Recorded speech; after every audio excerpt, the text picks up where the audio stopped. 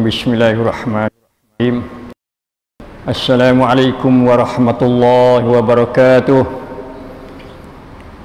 Alhamdulillahilladzi bi ni'matihi tatimmus shalihat. Syukur dan puji kita kepada Allah Subhanahu wa taala yang dengan limpah rahmatnya dan nikmatnya kita mendapat kebaikan yang banyak insyaallah taala. Allahumma ij'alna mimman shama wa qama ramadhana imanan wa ihtisaba waj'alna mimman ghufira lahu ma taqaddama min dhanbihi. Allahumma a'inna ala siyami ramadhan wa qiyamih wa tilawati kitabikal karim. Allahumma afina min kulli bala'id dunya wa azabil akhirah. Allahumma inna na'udzu bika minal barasi wal jununi wal juzam wa sayil asqam wa min korona birahmatika ya arhamar rahimin. Allahumma ja'al Qur'ana rabi'a qulubina wa nura sudurina wa manhaja hayatina wa syafi'an lana yawmal qiyamah birahmatika ya arhamar rahimin. Rabbana zalamna anfusana wa lan taghfir lana wa tarhamna lanakunanna minal khasirin. Rabbana atina fid dunya hasanah wa fil akhirati hasanah wa qina azaban nar. Amma ba'd.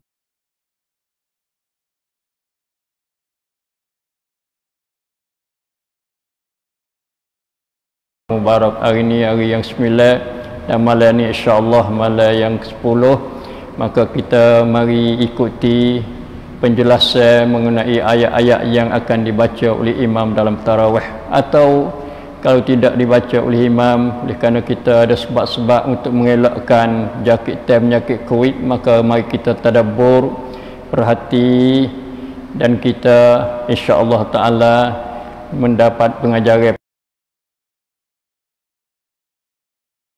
ayat-ayat tarawih pada hari ini insya-Allah taala. Malam ini insya-Allah kita bersama dengan juzuk yang ke-10. Juzuk yang 10 ini berada pada ayat, mula dengan ayat 41 daripada suratul Anfal, sampai kepada ayat 75. Kemudian kita masuk pula dalam juzuk 9 juga, iaitu surah At-Taubah daripada ayat pertama sampai ayat 93 insya-Allah taala. Maka kita mari pilih beberapa ayat untuk kita renung dan kita mengambil pengajaran daripadanya insya-Allah. Mari kita perhati pada ayat 41, iaitu Allah Subhanahu wa taala mula pada juzuk yang 10 ini, iaitu wa'lamu annama ghanimtum min syai'in fa anna lillahi khumsahu walirrasul walizil qurba wal yatama wal masakin wa ibnis sabil in kuntum amantum billah wama anzalna ala abdina yawmal furqan yawmal taqal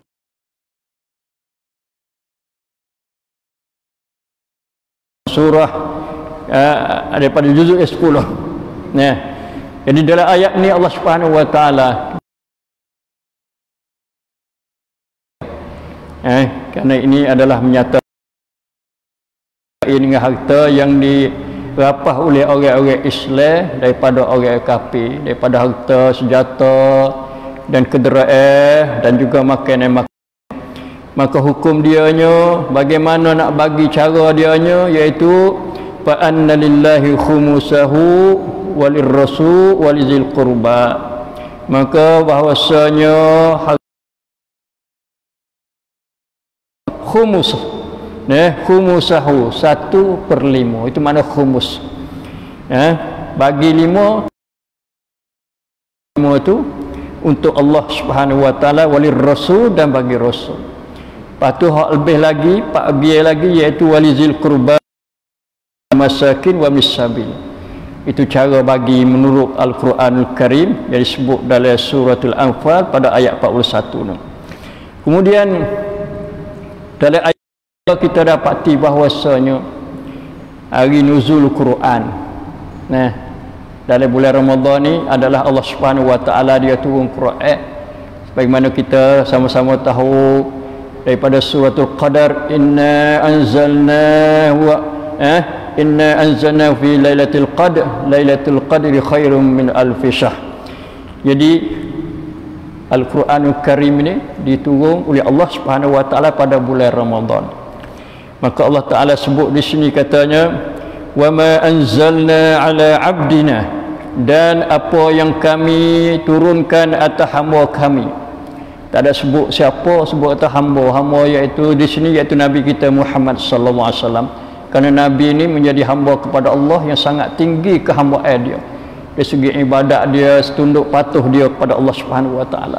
Nabi merupakan puncak hamba, tinggi kehambaan dia kepada Allah. Sebab tu kita disuruh tiru, laqad kana lakum fi rasulillahi uswatun hasanah. Tiru Nabi, tiru Rasul, kerana dia ada qudwah, contoh tauladan yang sangat baik, baik di segi pegangan dia, ibadat dia, akhlak dia terutamanya. Jadi Quran ni Allah Ta'ala turun pada hamba dia itu Muhammad Yaumal Furqan, pada hari Furqan. Gapo dia Furqan? Furqan ni daripada Al-Farq, Farq, beza panggil.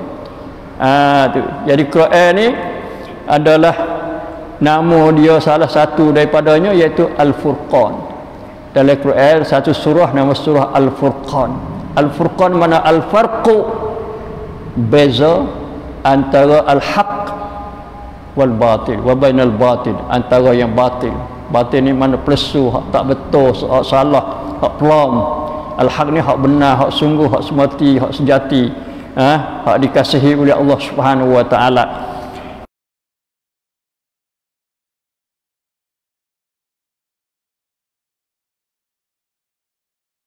Gapo dia hari yang bertemu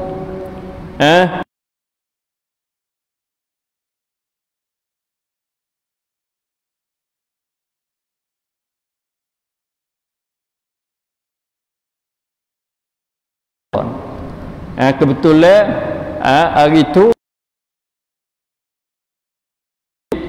bertambah ada bezalah antara yang benar dan yang batil. Jamaah ni mana dua puak. Puak yang benar iaitu orang Islam. Kerana orang Islam ni adalah orang yang beriman kepada Allah Subhanahu wa taala, orang ikut ajaran Nabi sallallahu alaihi wasallam, orang yang pakai guna ajaran dan hukum sebelah benar. Jama'ul haq, jama'atul haq, puak jamaah yang benar. Lawan dia ni jama'atul batil, puak kumpulan atau pasukan yang batil, iaitu orang kafir. Tu. Jadi dalam peperangan Badar ni orang Islam sebanyak 300 orang saja, sedikit bilangan. Tapi orang kafir ni 1000 orang. Sebenarnya Nabi SAW bersama sahabat dia keluar daripada Madinah pergi kepada Badar untuk nak sekat rumbungan perniagaan. Jadi pimpin oleh Sufyan daripada Abu Sufyan daripada Syam, negeri Syam lagi. Nak klik Mekah. Lalu Nabi dia tahu berita kata kumpulan ini klik daripada Syam, bawa barang banyak-banyak daripada Syam dan bawa keuntungan jualan perniagaan dia. Lalu Nabi nak pergi sekat supaya jangan dia tu ambil keuntungan laba ni mari duk serai, duk perang dengan orang Islam. Itu panggil perang Badar. Tak ada bawa senjata-senjata untuk perang dak. Koda kata bawa senjata-senjata yang biasa dibawa oleh orang-orang Arab dulu saja. Jadi di sini berhimpunlah dua perkara. Satunya turun Quran yang nama dia Furqan, yang maksudnya iaitu beza antara yang benar dan yang salah. Manakala salah ni seperti syirik, kafir, kufur dan sebagainya. Jamaah ni dua kumpulan, iaitu kumpulan Islam dan kumpulan orang kafir. Wallahu ala kulli syai'in qadir. Maka Tuhan beri kemenangan kepada orang Islam dalam perang Badar ni. Sekaligus kita rasa heran, kata mengapa orang bilangnya sikit, bilangnya 300 orang lawan 1000 orang. Dia cukup lekat dengan senjata mari di Mekah, kok dia kumpul kerah di Mekah untuk nak perang, nak lawan Nabi sallallahu alaihi wasallam. Maka kita tidak heran. Sebab apa? Wallahu ala kulli syai'in qadir. Kerana sesungguhnya Allah itu di atas sesuatu dia kuasa. Tuhan kuasa. Nak buat bilangnya sikit, wimne di atas bilangnya banyak pun boleh, kerana Tuhan Maha Kuasa. Mari pula kita ambil tadabbur dan kita mari perhati kepada ayat yang ke-45. Nah, ayat 45 ni Allah Subhanahu wa taala dia orang beriman, ya ayyuhallazina amanu idza laqitum fi'atan fasbutu wazkurullaha katsiran la'allakum tuflihun. La'allakum tuflihun. Ya orang-orang yang beriman, Allah panggil orang beriman semua, masya-Allah, alhamdulillah kita beriman wasa seronok bila Tuhan panggil kita. Sebab Tuhan beri kemuliaan, kehormatan kepada kita, alhamdulillah. Bila Tuhan panggil tu ada Tuhan nak suruh gapo-gapo tu, nah, untuk kita terima perintah dia dan taat kepada ajaran dia, iaitu Allah Ta'ala ayat iza laqitum fi'atan fasbutu, bila kamu jumpa satu puak kumpulan orang-orang kafir nak mari serang perang kamu, maka adalah kamu teguhkan pendirian kamu, jangan lari, jangan takut. Nah, tu jadi berani, jadi sabar, sanggup untuk nak lawan musuh, nak pertahankan agama Islam kita yang mulia. Lepas tu hak kita wasa tertarik di sini iaitu wazkurullaha katsiran. Dalam perang pun kena zikir pada Allah banyak juga. Bukan koda kata luar biasa masa tak ada perang, masa damai saja dak. Dalam keadaan yang gitu gapo nak lawan orang kafir nak mai serang pun kena wazkurullaha katsiran. Zikir pada Allah, hal keadaan zikir yang banyak. Allah besarnya kelebihan zikir dan tingginya kedudukan dia. Dan sebab itulah Allah Subhanahu wa taala dia suruh kita zikir banyak. Bila sudah semaya pun suruh zikir, nak semaya pun suruh zikir, pagi-pagi pun suruh zikir, petang-petang pun suruh zikir. Maka zikir kita iaitu zikir azkar nabawiyah, itu hal lebih baik yang datang pada Nabi kita Muhammad sallallahu alaihi wasallam. Lepas tu kita zikir apa yang kita nak zikir, yang tidak berlawan dengan ajaran Allah Subhanahu wa taala. Apa faedah zikirnya? Faedah kita teguh pendirian bila kita menghadapi musuh, dan banyak berzikir la'allakum tuflihun, mudah-mudahan kamu tu berjaya. Zikir ni boleh membawa kejayaan kepada kita, insya-Allah taala. Kemudian ayat yang ke-40 ni, ayat ini Allah Subhanahu wa taala dia mau supaya umat Islam umat yang berpadu, umat bersatu, tidak boleh pecah belah, tidak boleh berbalah bantah. Kerana balah bantah ni akibat dia sangat buruk, membawa kepada lemah, membawa kepada halah, membawa kepada gagal dia panggil. Gagal ni mana tak menang. Bila kita nak satu-satu kemenangan, kalau kita tu berpecah belah sesama kita sendiri, terutama di kalangan orang Islam, maka pecah belah itu adalah rubuh, lemah, dan juga membawa kepada kalah. Allah Subhanahu wa taala pertama kali dia suruh wa ati Allah wa rasulahu. Dalam kamu jangan lupa taat kepada Allah dan Rasulnya. Ni dua ni ada sama. Nah, bila kita baca Quran, wa ati Allah wa rasulahu, wa ati Allah wa rasul. Kerana Rasul adalah utusan Allah Subhanahu wa taala yang Tuhan hantar mari supaya kita taat. Wa ma arsalna min rasulin illa liyuta'a bi iznillah. Tidak kami utuskan seseorang rasul kecuali untuk ditaat dengan perintah pada Allah Subhanahu wa taala. Bukan suruh kita deraka, bukan suruh kita lawan, bukan suruh kita menyalahi ajaran dia. Itu tidak betul, kerana Allah Subhanahu wa taala mau supaya kita taat pada dia dan taat pada Rasul. Taat pada Rasul tu ialah taat kepada Allah dah. Wala tanaza'u, jangan kamu berbalah bantah, bertingkai. Allah tu bahayanya tanazu'. Tuhan tak ada kata wala takhtalifu, jangan kamu berselisih. Ni kita kena fati juga kelimuh-kelimuh bahasa ta'bir Allah Subhanahu wa taala. Dia tidak kata wala takhtalifu, jangan kamu tu berselisih. Kerana sesengah perselisihan itu boleh diterima. Tak ada apa selisih. Selisih fikiran, bila kita mesyuarat tak serupa di segi pendapat, tak ada masalah apa. Makbul panggil diterima, tak ada apa. Jangan bawa kepada tanazu', tafarruq, pecah belah. Hak tu hak tak sahnya, mazmum panggil mazmum. Hak tu dicela oleh Allah Subhanahu wa taala dalam Islam kita. Wala tanaza'u fatafshalu, maka kamu jadi lemah. Itu tabiat. Bila satu-satu kumpulan, satu-satu masyarakat berlakunya balah, baku kelahi, bertingkai antara satu sama lain, maka natijah dia iaitu fashal. Fashal ni makna lemah, atau bahasa lain dipanggil makna gagal, tak berjaya lah. Itu tak apa lagi, lepas tu pula wa tazhaba rihukum, dan dia boleh menghilangkan kekuatan kamu. Kita bersatu kuat dah. Al jama'atu rahmah, Nabi kata. Wal furqatu azabun azab. Kena ingat molek. Tu. Kalau ada sikit sebanyak, kita jangan balah, jangan kelahi, jangan membawa pada pecah belah. Kerana pecah belah ni adalah mazmum, dicela oleh Allah Subhanahu wa taala. Sebaik-baiknya kalau ada masalah apa, wasbiru innallaha ma'as-sabirin. Adalah kamu sabar, sesungguhnya Allah tu bersama tolong orang-orang sabar. Itu faedah sabarnya. Dan mari pula kita kepada ayat ayat yang ke-60. Kita tengok ayat 60. Kita ayat dah kata kita nak pilih-pilih ayat-ayat untuk menjadi pengajaran kepada kita.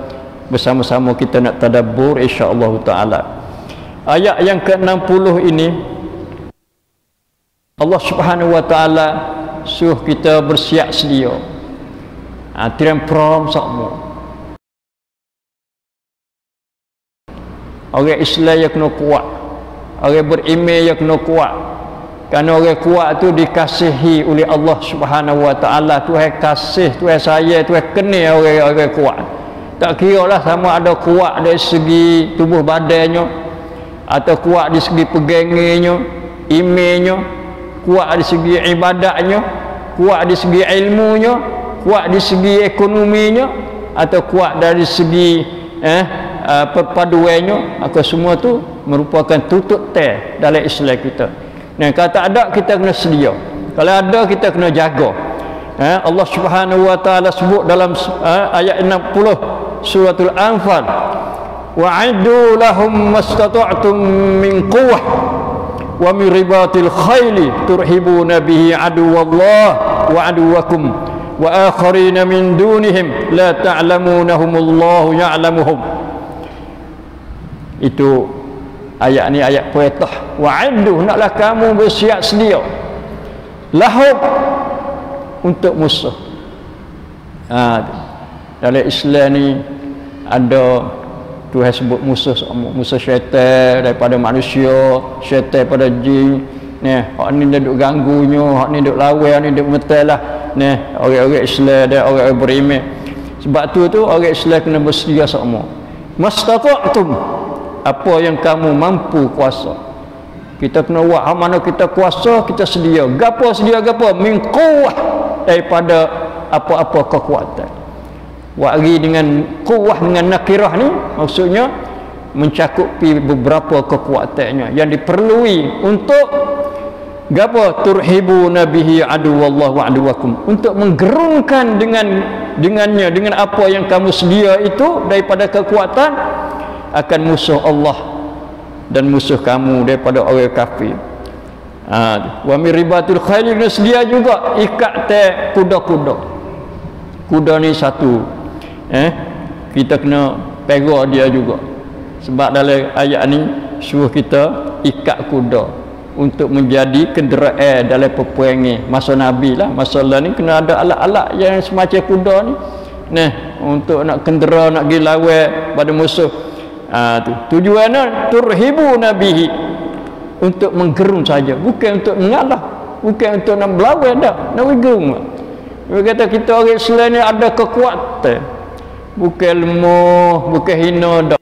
Nah, baik di segi sepayakan manut, di segi apa ni sumber manusia. Orang Islam ni banyak dah, nombor 2 dah di atas dunia ni. Itu satu kekuatan dah. Tapi kurang lagi nya kurang di segi pegang kekuatan, di segi pegangnya kepada agama Islam. Tu banyak orang Islam tapi lemah. Banyak orang Islam tapi tak erat pegang dengan Islam, tak ada ambil Islam buat jadi cara hidup dia dak. Itu patu wa akharina min dunihim la ta'lamunahum Allah ya'lamuhum. Dan orang-orang lain lagi pada orang munafik. Munafik kena gerung juga. Kita kena pakai kekuatan Islam juga supaya mereka itu rasa gerung kepada orang Islam yang benar, yang mana mereka itu beriman kepada Allah Subhanahu wa taala. Seterusnya kita mari tengok ayat 61. Ayat 61 bicara bersangkut paut dengan kedamaian. Masya-Allah. Nah, kedamaian ni satu perkara yang sangat disukai oleh manusia. Manusia bila dia hidup, dia nak hidup damai, hidup senang, hidup selamat, baik selamat pada diri jiwa dia, nyawa dia, atau selamat di segi harta benda dia. Tanyalah siapa-siapa nak kedamaian, nak belaka, tapi kadang-kadang tidak hidup tidak damai kerana ada peperangan, ada rusuhan, ada pembunuhan, ada perlawanan dan sebagainya. Maka itu sangat tidak disukai oleh manusia. Kita nak duit senang, amin, tak ada orang curi, tak ada orang nyamung, tak ada orang mari duk lawan kita. Kerana itu adalah ajaran Allah Subhanahu wa taala. Allah sendiri nama Assalam, damai, yang memberi kedamaian, dan pula hidup cara hidup kita pula wisalah antara satu sama lain itu milik damai. Dan pula nama syurga Darussalam, negeri atau tempat yang penuh dengan kedamaian. Maka kita cinta kepada damai. Dengan itu Allah Subhanahu wa taala beritahu kepada kita, kata wa in janahu lis-salmi fajnah laha wa tawakkal 'ala Allah innahu was-sami'ul 'alim. Jika mereka itu orang-orang kafir itu dia cenderung kepada kedamaian, tak seperang nak uti perang dah, minta nak buat perjanjian damai, nak duduk dalam keadaan selamat, tak seserai antara satu sama lain.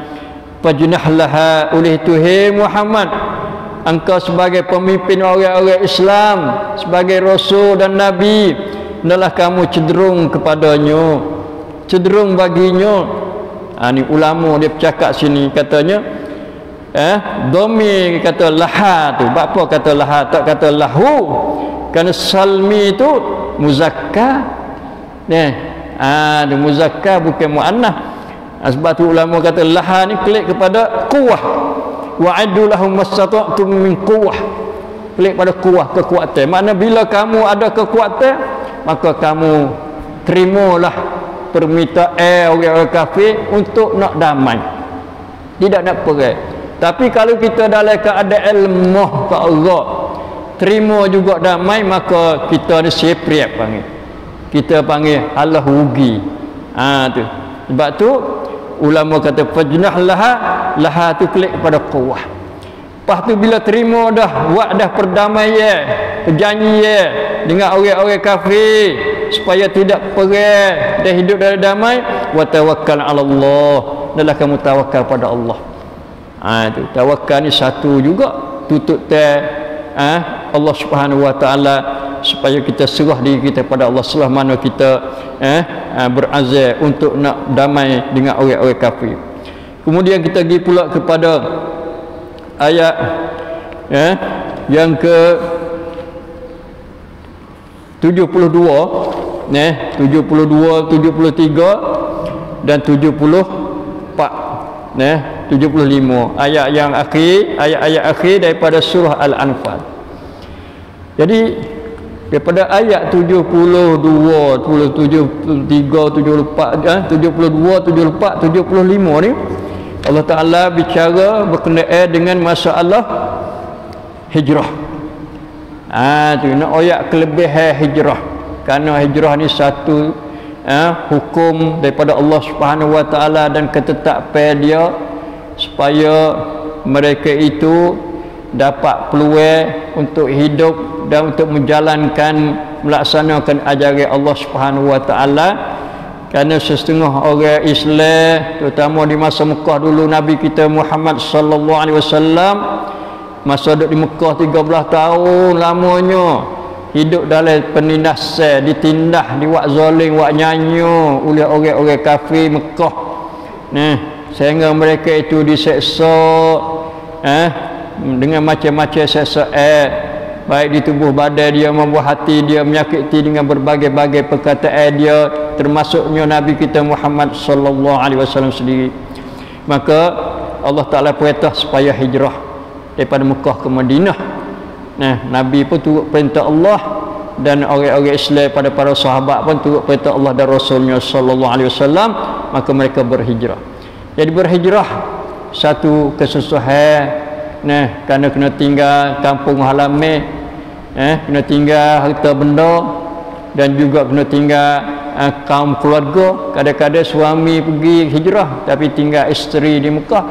Kadang-kadang suami isteri ibu bapa berhijrah ke Madinah, tinggal anak-anak di anak-anak dan ibu bapa hak tua-tua di Mekah.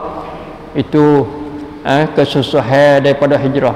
Maka Allah Subhanahu Wa Taala dia puji orang-orang yang berhijrah. Dia sebut katanya, innal ladzina amanu wa hajaru wa jahadu bi amwalihim wa anfusihim fi sabilillah wal ladzina awaw wa nasaru ulaika ba'duhum awliya'u ba'd wal ladzina amanu wa lam yuhajiru ma lakum min walayatihim min syai' hatta yuhajiru. Sesungguhnya orang beriman dan mereka berhijrah, tak masuk orang kafir, tak masuk orang munafik di sini. Orang beriman kemudian dia berhijrah.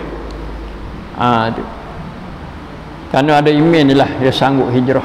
Kalau tak ada iman tak sanggup nak hijrah, kerana susahnya perjalanannya jauh, ratus-ratus biak batu di tengah-tengah udara yang sangat panas, kurang makanan dan minum dan sebagainya.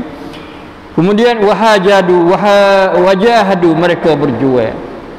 3 amalan. Satu amalan hati iaitu iman. Lepas tu amalan hati dan amalan badan iaitu hijrah.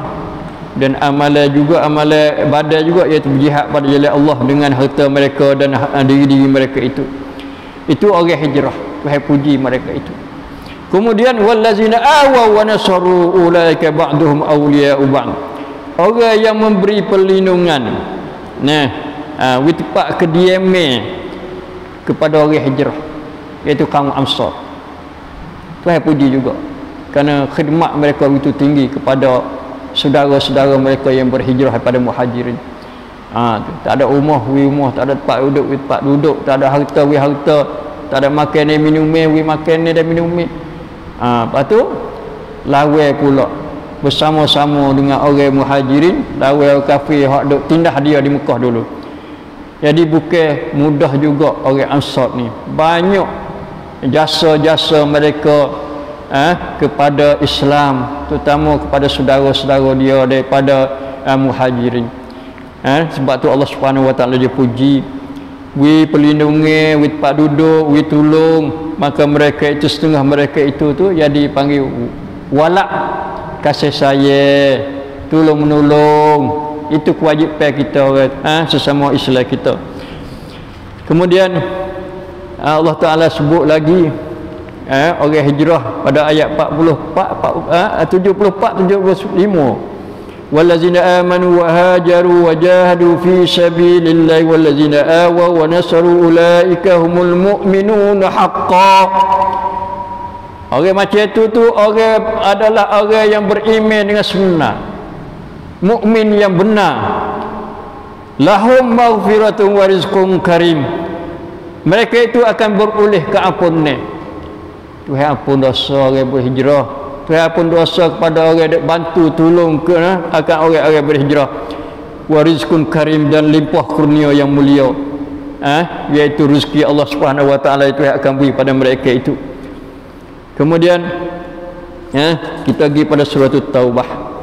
Surah Taubah, surah yang ke-9, diturun juga dipanggil Madaniyah, turun di Madinah setelah mana Nabi kita Muhammad sallallahu alaihi wasallam berhijrah. Ayat dia semua 129, tapi yang dalam juzuk yang ke-10 ni sampai ayat 93 saja. Surah Taubah bila kita tengok tak ada bismillah, tak ada mula dengan bismillahirrahmanirrahim supaya dengan surah-surah lain.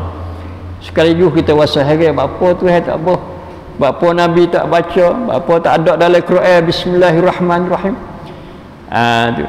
Jadi ulama dia katanya, yang tidak ada bismillah ni kerana ayat-ayat dalam surah Taubah ni ayat-ayat yang untuk nak bara'ah daripada orang musyrikin, nak pelucuk panggil, nak pelucuk. Tak usah buat kira dengan orang musyrikin, tak usah buat kira orang kafir musyrikin, kerana dia jahatnya, dia menyalahi janjinya, dia menipunya, dia menindasnya, dia khianatnya, macam-macam.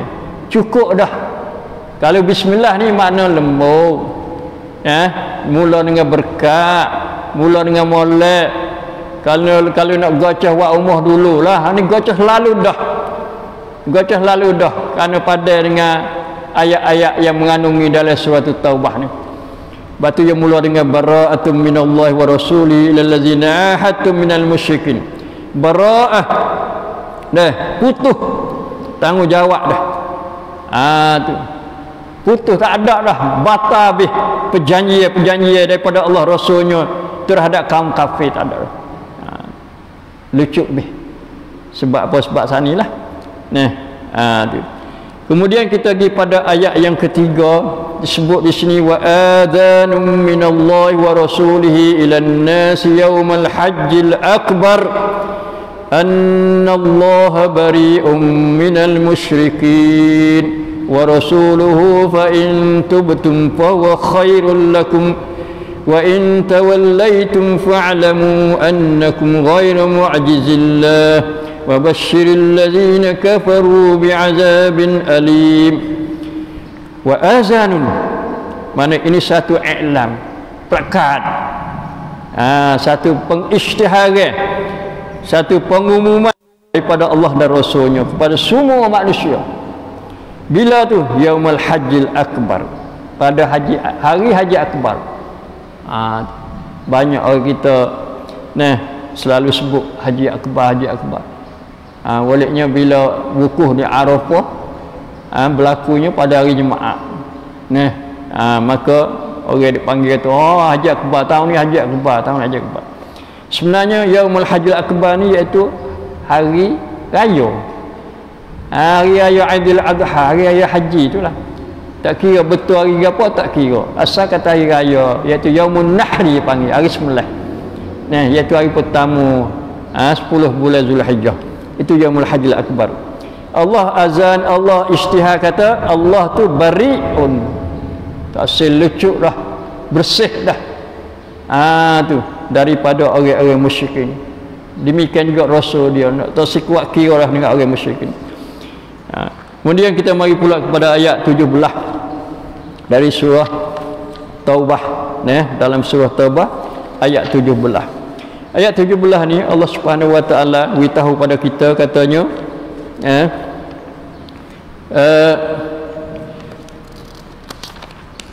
orang-orang musyrikin, orang kafir ni tak layak, tak layak mereka itu mengimarah masjid, rumah-rumah Allah Subhanahu wa taala. Maka lil musyrikin an ya'muru masajid Allah syahidin ala anfusihim bil kufr. Tidak patut, tak ada sayugia, tidak layak bagi orang-orang musyrikin yang mana mereka itu bersyirik dengan Allah, bahawa mereka mengimarahkan masjid, memakmurkan masjid-masjid Allah. Makmur ni mana apa? Mana menghidupkan masjid-masjid. Imarah masjid ada dua segi. Satu, imarah di segi zahir, iaitu kita bina masjid, buat masjid. Mana tak ada masjid, orang Islam ada nak semaya dan buat ibadat kepada Allah Subhanahu Wa Taala, kita pergi bina, pergi diri masjid, buat masjid, maka itu panggil imarah di segi zahir. Sama ada kecil besar menurut bilangi atau dijangka atau bilangi orang nak mari imarah masjid ni ramai, maka kita buat qadar yang kita boleh buat, dan qadar orang yang nak mari imarah. Yang keduanya, imarah di segi maknawi. Maknawi ni maknanya bukan kita bina benda dak. Ini kita bina di segi kejiwaan, di segi keagamaan. Mari semaya jemaah, itu panggil imarah tu. Orang yang mari jemaah di masjid 5 waktu, orang tu amaratul masajid, adalah orang-orang yang mengimarahkan masjid. Kita selalu sebut kerana kita juga pernah buat imarah masjid sebelum daripada jakit penyakit Covid ni. Kerana kita ambil pada innama ya'muru masajidallahi man amana billahi wal yawmil akhir wa aqamas salat wa ataz zakah wa lam yakhsha illallah. Mari semaya, mari buat gapo lagi? Buat ceramah, mengajar, buka majlis ilmi, buat halaqah, iktikaf, buat majlis zikir dan sebagainya. Itu imarah di segi maknawi panggil. Tutup kepada orang beriman dan orang yang beriman pada Allah dan hari akhirat, hendaklah dia imarah masjid. Terutama orang ada sifat iman, dia wahai semaya, dia keluar zakat dan dia tak takut kecuali Allah Ta'ala. Kena ingat molek, mari kita imarah masjid, jangan tinggal masjid kosong, naik debu-debu, penuh dengan tahid-tahid kicau, jangan biar lagu tu. Di antara imarah masjid lagi iaitu kita jaga jangan dipunuh rusak masjid. Lepas tu kita bersih, itu pentingnya. Bersih masjid adalah satu tutup dalam Islam kita. Nabi SAW, ya ada orang perempuan hitam seorang, dia mai khidmat buat bersih masjid dia. Satu hari Nabi pergi, tak ada di rumah dia, tak ada di masjid dia. Tiba-tiba dia mari semaya, tak ada temu dengan orang perempuan hitam tu. Lalu Nabi tanya, sallallahu alaihi wasallam tanya sahabat-sahabat, di mana orang duk buat bersih masjid ni, paru masjid di mana? Seolah paru. Sahabat-sahabat tanya, kata dia mati dah ya Rasulullah. Allah, apa kamu tak tahu pada aku ni? Mana dia, di mana kubur dia? Maka sahabat-sahabat tunjuk kubur dia. Orang perempuan tapi Nabi mulia, orang hitam dia pada dia, kerana dia ada hubungi dengan imarah masjid, buat bersih masjid, khidmat pada masjid, tak ada ambil upah ke apa. Allahu Akbar, Masya Allah. Tu. Lepas tu kita mari pula kepada cinta dan kasih kepada Allah Subhanahu Wa Taala dan Rasulnya dan hijau. Jadi manusia diberi satu sifat tabiat, satu fitrah, iaitu rasa kasih. Tiap-tiap orang kasih diri dia, kasih kepada ibu bapa dia. Kalau ibu bapa kasih pada anak dia, kalau kasih pada cucu dia pula. Itu fitrah yang Tuhan bekalkan dalam hati orang masing-masing. Rasa kasih sayang, harta dia terutamanya, kasih pada saudara dia, saing dia, sesama manusia, kasih pada sama orang beriman, kasih pada Nabi sallallahu alaihi wasallam. Semua tu panggil satu fitrah. Tapi kadang-kadang fitrah tu rusak dia. Allah dia tak kasih, Rasul dia tak kasih, dia kasih pada lain, kasih pada burung dia, kasih pada telefon dia, kasih pada air dia, ubun nana malak, nauzubillah min zalik. Tu.